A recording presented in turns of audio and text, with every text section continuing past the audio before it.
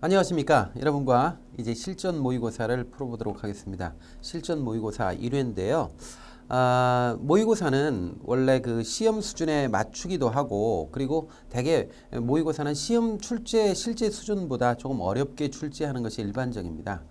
왜냐하면 학생들이 이 체감 난이도가 이게 시험장에 들어가서 느끼는 것이 똑같은 난이도라도 훨씬 어렵게 느끼거든요. 그래서 시험장에서는 사람들이 당황하기 쉬워요.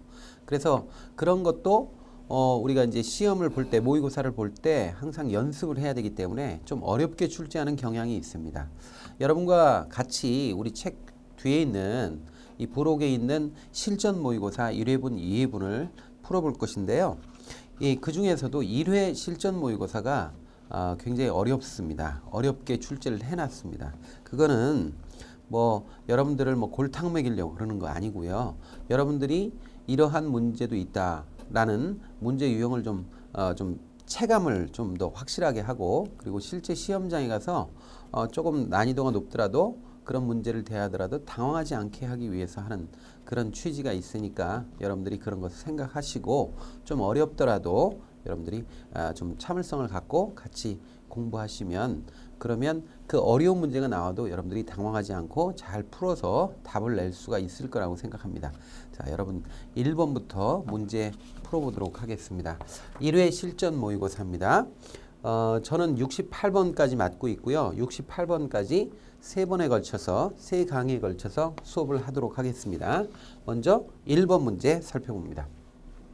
선물거래의 증거금과 일일정산 제도에 관한 설명 중 잘못된 것입니다.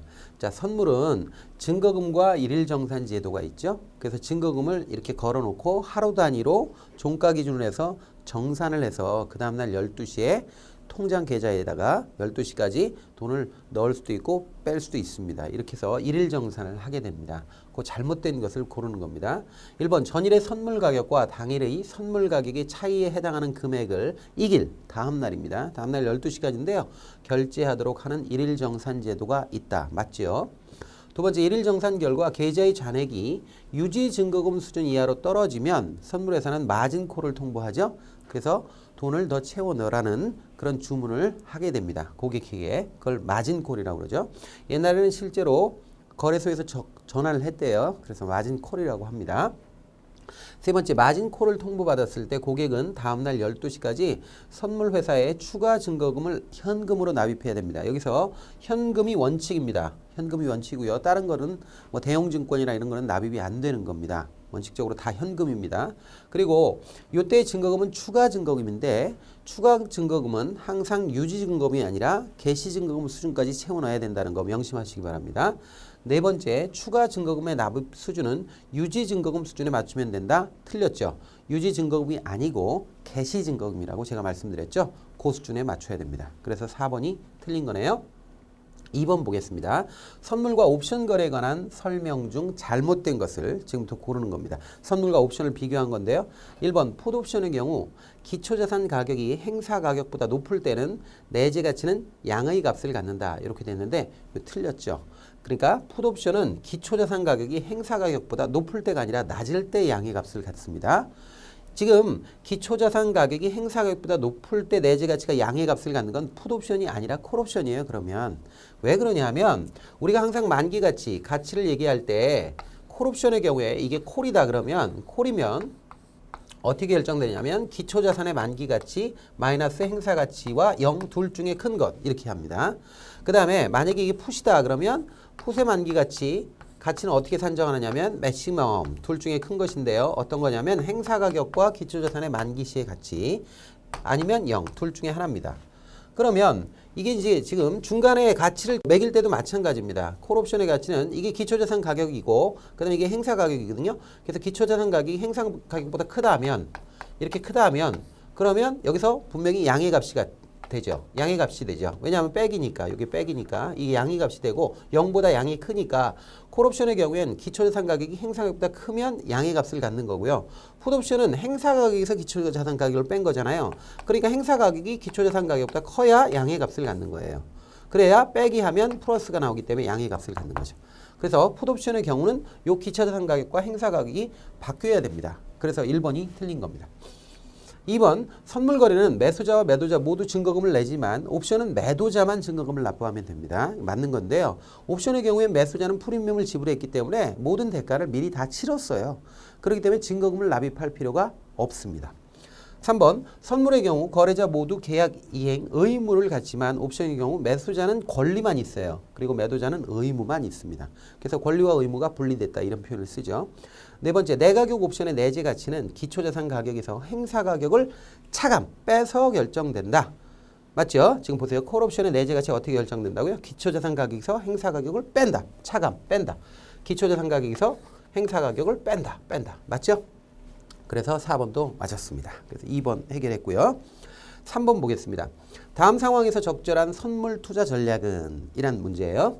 자, 지금 선물 근원물 가격이 250이고요. 원월물 가격이 254인 상태에서 근원물 가격이 오르면서 가격 차이가 급격히 축소되었습니다. 투자자는 이러한 상황이 일시적인 것이고 스프레드가 다시 넓어질 것이라고 예상하고 있습니다. 일단 이 보기를 보니까 근원물 가격이 250이고 원월물 가격이 254랍니다. 그러면 현재 원월물 가격이 근원물 가격보다 높은 상태입니다. 이런 시장을 우리는 콘탱고라고 합니다. 정상시장이라고 하죠. 그런데 이 상황에서 근원물 가격이 상대적으로 올라갔다는 거죠. 일시적이고 가격 차이가 급격히 축소됐대요. 그러니까 원월물과 근원물의 가격 차이가 원래 이랬는데 이렇게 축소되고 있다는 거죠. 근원물 가격이 올라서. 지금 이런 상황인데 이 사람은 이렇게 판단하고 있어요. 이건 일시적인 것이다. 그리고 스프레드가 다시 이렇게 넓어질 것이다. 이렇게 생각하고 있는 거죠. 그렇다면 스프레드가 어쨌든 원월물과 근월물이 있는 상태에서 앞으로 어쨌든 결론은 넓어질 것이다. 이렇게 얘기하고 있죠. 넓혀진다는 것은 지금 현재 정상시장에서 원월물 가치는 상대적으로 오르고 근월물 가치는 상대적으로 떨어진다는 걸 의미하죠. 그렇다면 어떻게 돼요? 원월물을 오를 거니까 매수하고 플러스 근월물은 상대적으로 떨어지는 거니까 매도해야 되겠죠. 이게 바로 답입니다. 그래서 근월물이 먼저 나왔으니까 근월물을 매도하고 원월물을 매수한다. 3번이 답이 돼야 되는 거죠. 그래서 3번 문제 해결했고요. 4번 문제 보겠습니다. 주가지수 선물시장에서 현재 백오데이션 상태입니다. 백오데이션 상태라는 건 뭐죠? 이거는 선물 가격하고 현물 가격 중에 두 개가 일반적으로 선물 가격이 높으면 이걸 콘탱고라고 하고요. 선물 가격이 현물 가격보다 싸면 백오데이션이라고 보통 부르죠. 그럼 이 상태라는 거예요. 그러면 우리가 좀 보기 쉽게 시각적으로 표현해서 현물 가격이 선물 가격보다 높은 상태라는 거죠. 위에 있다는 거예요. 이렇게 위에 있다는 거예요. 자, 이런 상태라면 이러한 상황을 이용한 거래 전략은 어떻게 전개돼야 하는가 이렇게 돼 있어요. 조금 약간 뜬금없는 문제다 이렇게 생각하시는 분도 있겠는데 이런 문제가 나오면 그래도 답을 내야 됩니다. 어떻게 해야 되느냐면 선물이라는 건 만기가 있죠. 만기가 있는데 아무런 변화가 없더라도 만기가 되면 선물과 현물의 가격이 같아집니다. 왜 그러냐면 선물은 미래 가격인데 만기가 되면 미래가 현재가 되기 때문에 그렇죠. 어쨌든 얘도 이렇게 줄어들 거고 얘는 이렇게 올라갈 거예요. 만기가 되면 딱 붙어버릴 겁니다. 자, 그렇다면 장기적으로 봤을 때 결국 지금 현재 백오데이션 상태로 현물 가격이 높고 선물 가격이 낮은데 장기적으로 봤을 때 어떤 포지션을 취해야 유리할 것인가? 이건 뻔하죠. 상대적으로 현물 가격은 만기를 향해서 가면서 떨어질 거고 선물 가격은 만기를 향해 가면서 상대적으로 올 겁니다. 그렇기 때문에 떨어질 것 같은 현물은 매도해야겠죠.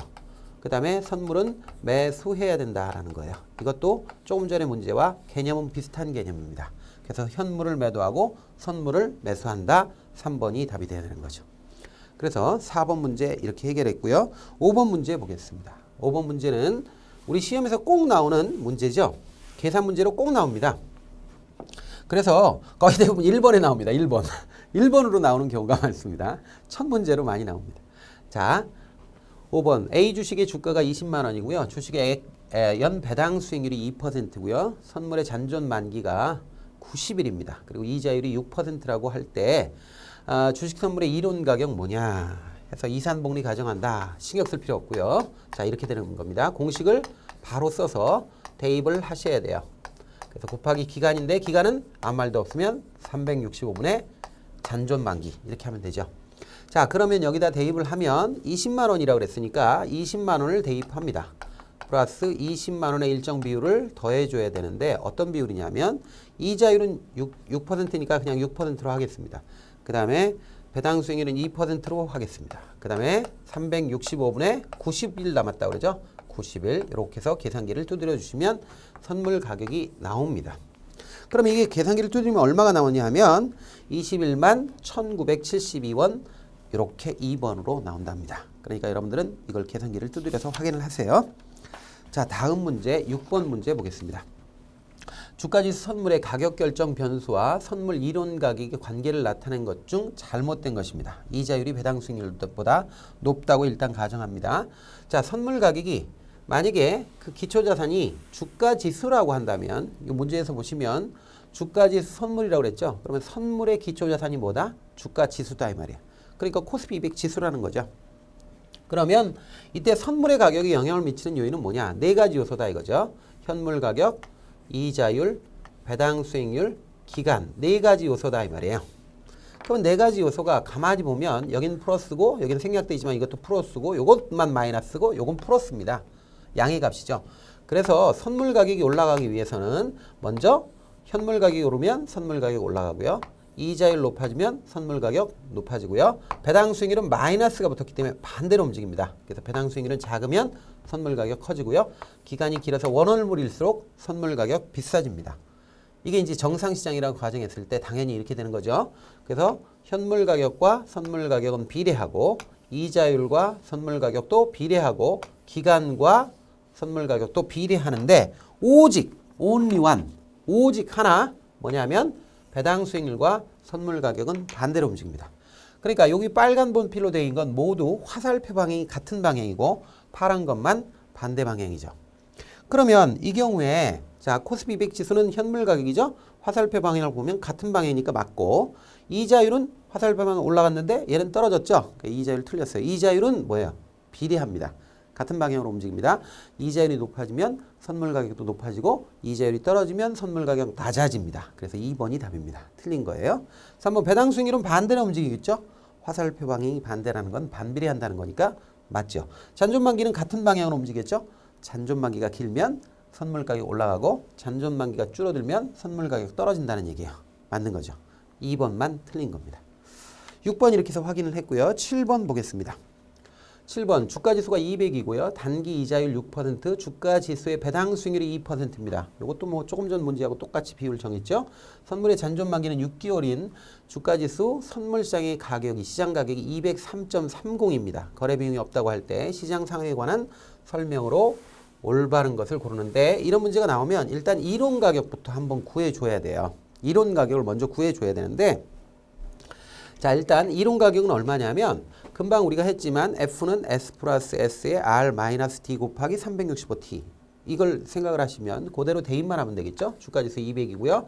200 플러스 여기다 어떤 비율이에요? 6% 마이너스 2% 해놓고 그 다음에 365분의 T인데 지금 365로 1로 날수로 계산한 게 아니라 6개월이라고 그랬죠. 그러니까 요 경우는 2분의 1 이렇게 주면 되죠. 1년은 6개월이면 반년이니까 2분의 1이죠. 그럼 이게 암산으로 됩니다. 여기가 4% 나오고 4%의 반이니까 2%고요. 자, 200이 2%면 4니까 결국 선물 가격은 204가 균형 선물 가격이 된다는 거예요.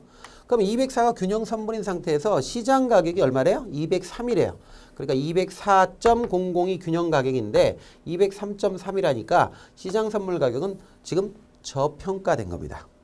그럼 1번 보죠. 보유비용 모형에 의하면 주가지수 선물의 이론 가격은 204.50이다. 틀렸죠? 그냥 203입니다. 그래서 1번 틀렸고요. 맞는 거 고르니까 답은 일단 아니고 두 번째 주가지수 선물이 저평가돼 있다. 자, 요거 저평가돼 있다는 거죠. 그래서 역현물 보유 전략. 즉, 이 역현물 보유 전략이 뭐냐면 매도 차익 거래를 얘기하는 거거든요. 매도 차익 거래가 적합하다. 2번이 맞습니다. 그래서 이건 매도 차익 거래죠. 그러니까 예를 들어서 지금 선물 이론 가격이 있는데 지금 시장 선물 가격이 시장 가격이 지금 싸다. 저평가돼 있으니까 선물은 매수해야죠. 싸니까 현물을 매도해야 되는데 이런 전략을 현물을 기준으로 불려주면 매도 차익 거래라고 하고 매도 차익 거래를 우리가 좀 유식한 말로 역현물 보유 전략, 리버스 캐시 앤 캐리 전략 이렇게 얘기합니다. 그래서 2번이 맞았습니다. 3번 보죠. 선물을 매도하고 주식 현물을 매수하는 현물 보유 전략이 적합한 시장이다. 틀렸죠? 4번 백오데이션이므로 매수 차익 거래가 유리하다. 백오데이션이라는 게 어디 있어요? 백어데이션이 왜 백어데이션이 나와요? 지금 주가지수 현물 가격은 200이고 지금 선물이 203.30이면 선물 가격이 더 높지 않습니까? 그럼 이건 백어데이션이 아니고 콘텐고죠. 4번 틀렸죠. 그래서 2번이 답이었습니다.